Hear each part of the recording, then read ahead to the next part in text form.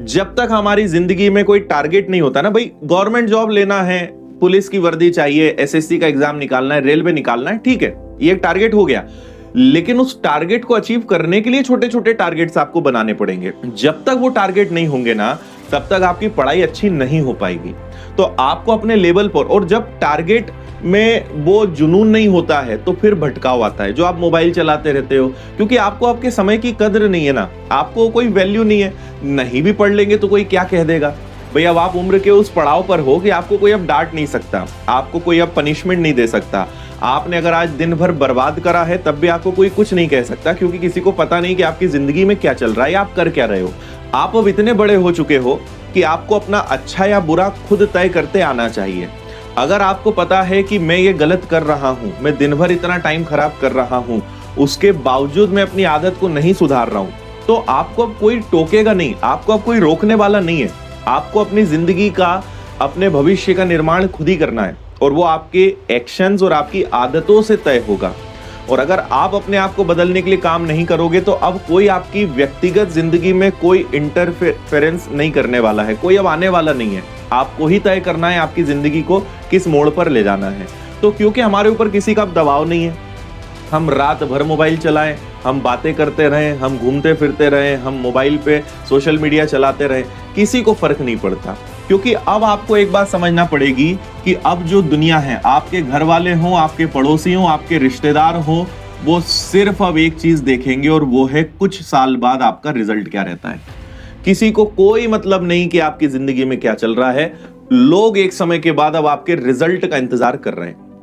1 साल दे देंगे, 2 साल दे देंगे, लेकिन रिजल्ट से आपको आका जाएगा कि अब आपके साथ कैसा बर्ताव करना है। बोला जाता है ना कि व्यक्ति से उसकी हैसियत और उसकी जेब में कितना पैसा है, इसके आधार पे तय किया जाता है कि इससे कैसे बात करनी है, इसके साथ कैसा बिहेव करना है, इसके साथ कैसा बर्ताव करना है। आप खुद देखेंगे कि अगर कितना ही व्यवहार कुशल आदमी हो, लेकिन अगर वो गरीब है या कोई उसने अपनी जिंदगी में कुछ खास नहीं करा है, उसको उतना सम्मान नहीं मिलेगा। लेकिन अगर, मतलब ये कड़वी सच्चाई है, अपवाद हर जगह होते हैं, लेकिन अगर कोई कितना ही एरोगेंट हो, है ना, कितना ही अव्यवहारिक हो, लेकिन अगर रुतबा है, पैसा है, पावर है, तो लोग पैरों में गिर पड़ते हैं, क्योंकि उस व्यक्ति का सम्मान नहीं है। उस व्यक्ति के आसपास जो चीज है ना, सम्मान उस चीज का होता है। तो पैसा है, पावर है, तो हम उसको सम्मान देते हैं। तो हैसियत और पैसे के हिसाब से आज की दुनिया में सम्मान और सारी चीजें मिलती हैं। इसलिए इस बात को आप समझिए कि लोग आपके रिजल्ट का इंतजार कर रहे हैं। आपसे कोई बात कर रहा है, नहीं कर रहा है, आपके ऊपर सब लोग नजर रखे हुए हैं, और वो यही देखेंगे कि तुम कुछ कर पाए या नहीं कर पाए। नहीं कर पाए तो फिर तो आपकी बैंड बजाने में वो कोई कसर छोड़ने वाले नहीं, और तब लोगों को लगता है कि अरे पूरी दुनिया मेरे पीछे कैसे पड़ गई।